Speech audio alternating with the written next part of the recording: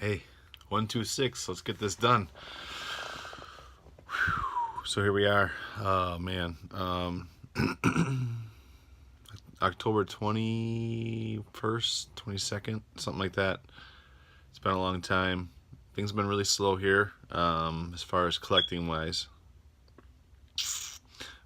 and thankfully my life will be getting back to normal now. Yesterday was our last junior football game for seventh grade. We ended on a big W in a game that they call the Intercity Clash. So we played one of our Waukesha rivals. They divided our town, Waukesha, into three. So there was Waukesha South, Waukesha West, and Waukesha North, which is us, as seen there. So this year was crazy. I had planned on our boys going like 8-0 easily. We have the best talent, some great kids. We have the best offense, big kids on defense. Probably not like the most elite team in the state, but we'd give everybody a run for their money, that's for sure. So yeah, we went 4-0, jumped out to like 142 points to like 25 or something total. And then we play our biggest competition, week 5. Drive right down the field, threw a nice go route to our receiver, who stumbled backwards after the catch and landed on like the 1.5 foot line, so short of the goal line. So I call a QB sneak. So when we run shotgun, when I call QB sneak, quarterback will go up underneath center after he says set, walk up underneath center, take the snap, just go forward. I call the play and I notice, they're in a jumbo set. I should check out of this and just go to our read pitch to the outside. I'm like, nah, if he doesn't get it, we'll just call it next play. But I had that gut feeling. Snap goes off. AJ cuts to the right of my son Luke, who is center. He's pushing forward, takes one more step with his right foot. He's leaning in like lower than waist level. He didn't get up. The last one on the field. I saw Kedem Rain had the football. They called us down, but I knew, whoa, what the heck. I knew right away something was bad wrong. Long story short, he fractured his growth plate in his foot. So our star quarterback, the best quarterback I've ever seen in youth football, is out. We went up 12-0 on those guys still, and then they just roared back to beat us 31-0. Then we lost 2 more games, and then we had this intercity clash versus West. And yeah, we crushed them 37-0.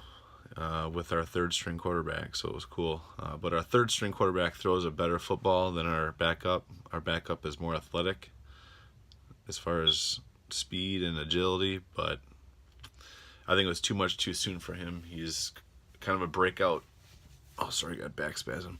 He's kind of a breakout receiver and getting better on defense, but real confident kid, but I think we really could have been better off in those other 2 losses with our third string quarterback, who is just not as agile, but he's been playing football a lot longer and has quarterback experience. So anyways, we ended up 5-3, scored 197 points. I just sent out the parents' email because, oh yeah, FYI, I'm now the head coach because our head coach was asked to resign because of an incident with another adult coach on the 6th grade team, and that team was undefeated, so go figure. So yeah, he resigned, and now I'm head coach of the 7th grade team, which will then become the 8th grade team, and then I think I'll be done coaching after that. I'm not gonna go up to the high school level, even though my wife even asked me about that today. Just way too much. I have 5 boys. One of them's in college. One's 2.5. It's crazy. So anyways, now it's over. August 1st is when it started, and I think it's been over 12 weeks. It's a full-time, part-time job. Me and our coaching staff, we talk all things football and our team 24/7. Our chat, our group chats are just nonstop. How can we improve? What drills can we do?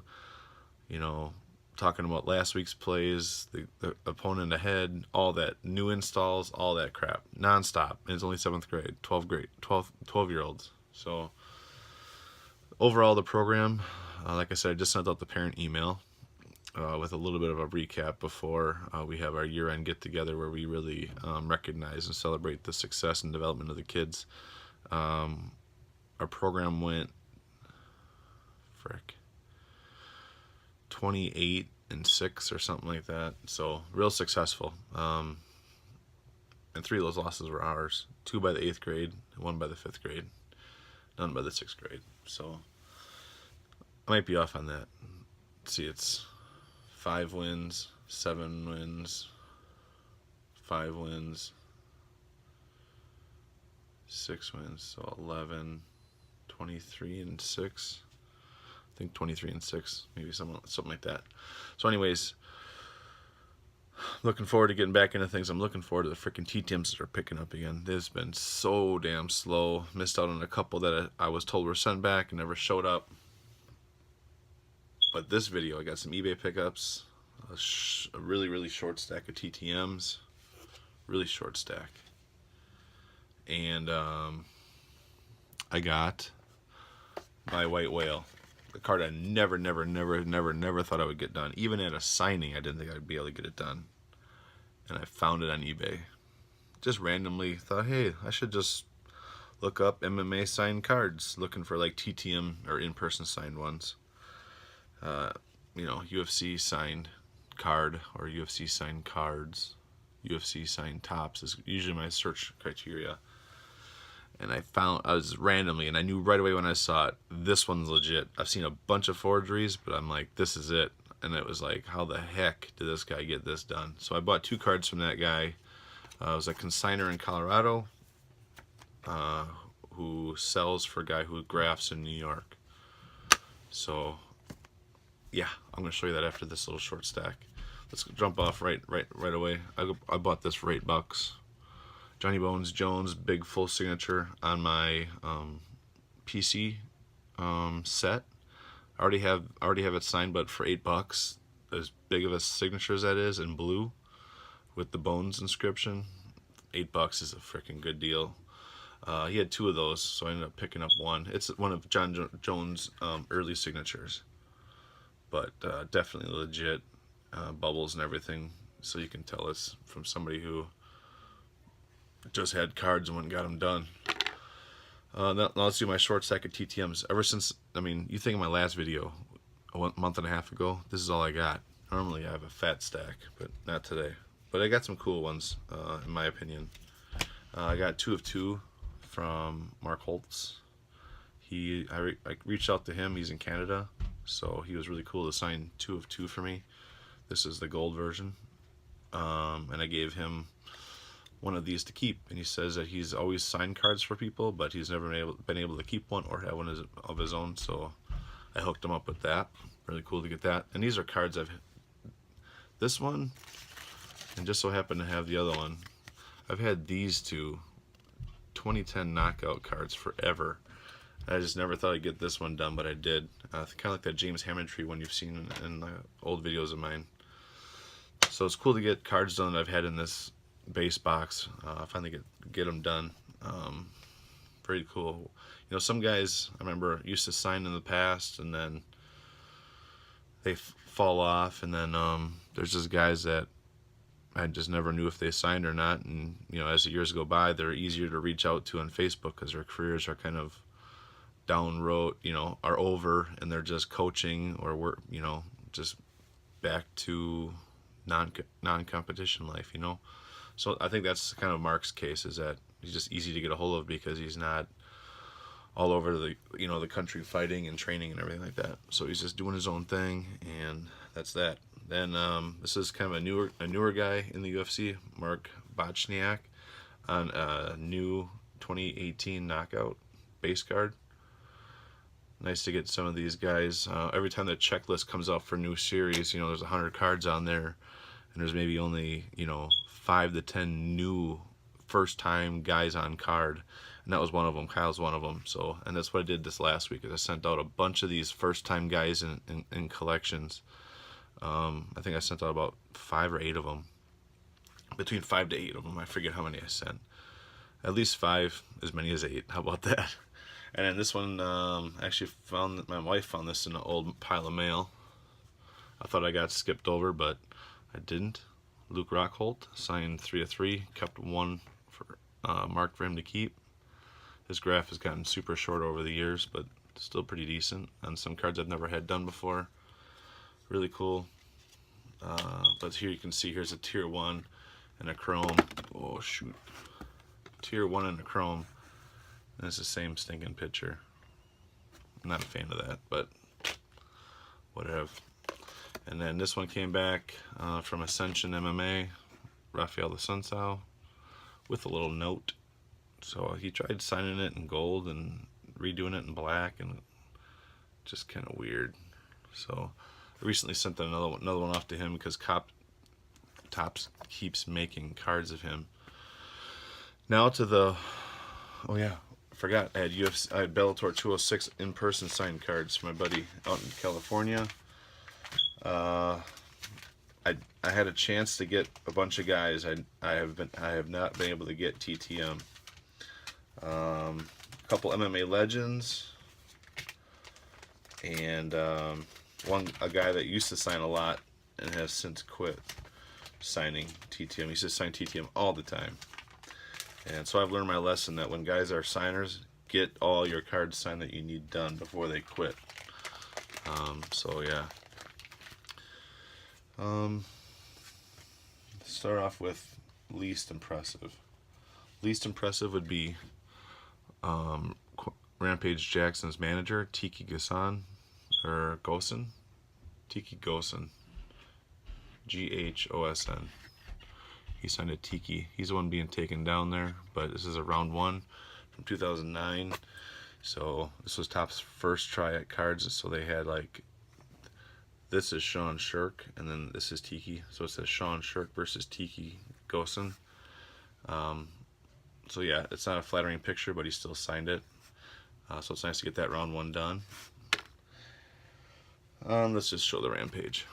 Let's just show the Rampage. This is one of my faves. This is, you know, obviously Topps' first issued set.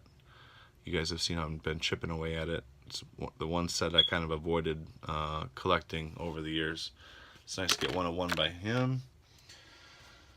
And then these are the 4 cards of Rory that I didn't care to have signed, but I've still needed them done. There's 5 cards I really do need them on, like 2012, 2013 knockout, just like 3 other ones, right?